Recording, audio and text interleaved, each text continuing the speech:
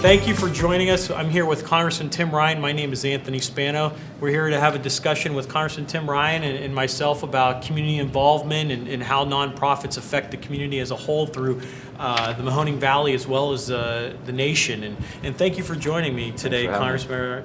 I know we just had a All for the Kids Awareness Day bill presentation that talks about chronic and terminally ill families and does a variety of different stuff for awareness, treatment, and cures.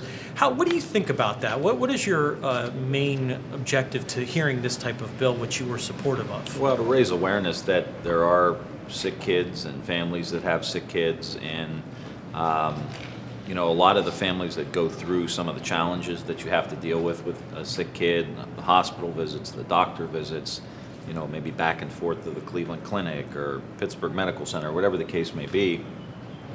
A lot of those families don't talk a lot about it. You know, they're not out raising awareness on their own. And so I think it's important for Senator Schiavone and Representative Hagan and Bocherry and the Hope Foundation to kind of take a lead saying, hey, this is really important.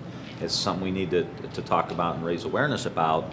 And then the next big question really is, what are we going to do about it? It's one, you know, everybody's for sick kids, but not everybody is for sick kids' families having health care. And I think that's kind of the discussion that this particular bill stimulates. And it was passed by Governor Kasich, which he signed, passed in December, which kind of puts the notion on how Ohio compares to other states in terms of community involvement or awareness, and how does that, what is your thought on that, on how the awareness of the community involvement in this type of thing? You know, no matter where you go in Ohio, whether it's Columbus or Toledo or Cincinnati, there is and obviously here in the Valley and Akron, there's a very robust group of people and organizations that help people that are down and out on their luck, or returning veterans, or the Rich Center for Autism, or the Hope Foundation. All of these,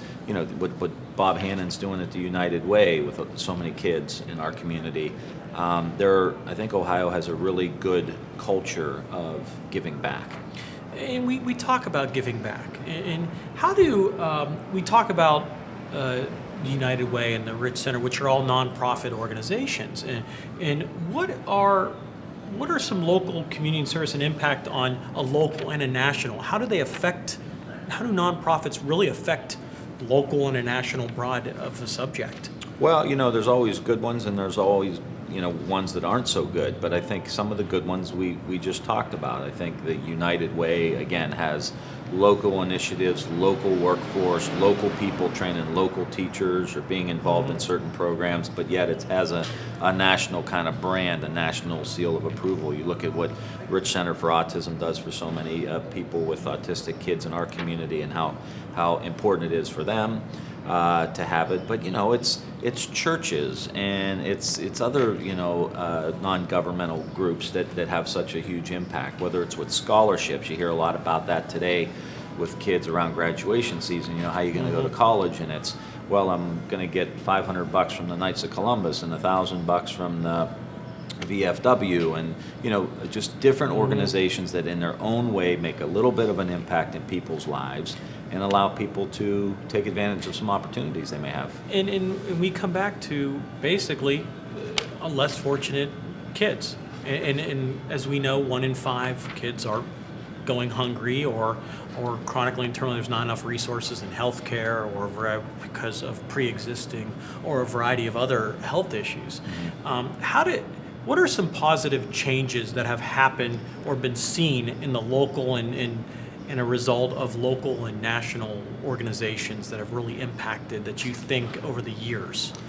Well, if you see, for example, the program United Way runs, the Success by 6 program, in which they're getting involved with really teaching kids at a very early age, realizing that by the time you turn 6, 7, 8 years old, you know, you start to really develop some habits that become hard to unwind, as we all know, the older we get. Same notion of being a habit. Habit of creatures. Yeah, exactly. And so how do you teach these kids, you know, how to read, how to get up to speed with social and emotional behavior, how to deal with their temper, mindset and all of these things are really important. That's a great program that, gives you a good bang for your buck. I've seen some studies that say that early intervention, that pre-K style intervention, has like a 10, 12, 14 time return on the money that you invest in. So it's very important for these organizations to get involved. And I do think that as the economy moves forward and continues to change, that and governments do have a hard time shifting and changing and being as dynamic as you need them to be, that the non-governmental groups, the nonprofit groups, need to play more and more of a role in addressing some of the social service And issues. we talk about a lot about nonprofits, community involvement, how over the years the notion of the younger millennials and everything are really not volunteering like they should. Or you have the elders that technology is changing the way we do stuff. And how do we motivate and encourage the public to get involved and really want to get involved when everyone's kind of hitting on the same money locally and nationally, because the pot you can only go to the pot so many times. Yeah. And I think it shows that government sometimes bails us out in certain things and then pulls back on certain things, on social services, on a variety of different stuff. So how do you really make an impact, or how do you encourage people to really get out and volunteer? I think it's got to start young. You got to get people in the habit of helping when you're in your youth. I mean, I went to Catholic school for 12 years, and we always had, service issues where you'd have to go out, and when I was a senior, it was called senior service. You'd have to go out and spend some time each month going somewhere, to nursing homes, to schools, to read to kids. So it got kind of embedded in who you are, that you have an obligation to give back.